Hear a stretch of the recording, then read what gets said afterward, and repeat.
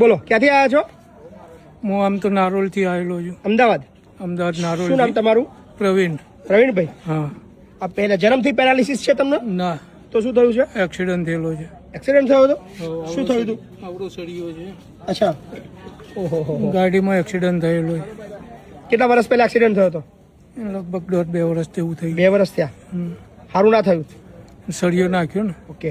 તમારા ઘરમાં કોઈ આગળ પાછળ?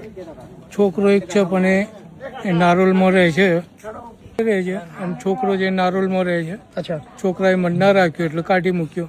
અચ્છા. ચાલતો ચાલતો આ બાજુ આવતો હતો તો મને કોઈક ભાઈ સારા માણસ તમારા જેવા મળ્યા તે મને આશ્રમમાં લઈ આવ્યા. બરાબર. કેટલા દિવસથી અહીંયા આગળ? ખાસા ટાઈમથી છું. મહિનો થયો? મહિના ઉપરથી છું. અચ્છા. ફાઈ ગયો અહીં? ફાવ જ ને દાદા. વાહ.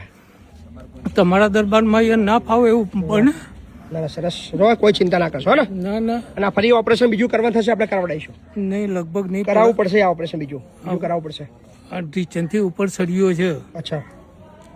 જોડાઈ લે તો ચિંતા ના કરશો હો ને. લગભગ 1.5-2 વર્ષ જેવું થયું. ફરી એકવાર આપણે બતાવી અને શું કહેશે ડૉક્ટર પૂછી લઈશું હો ને. એ ભલે. ઓકે ચાલો.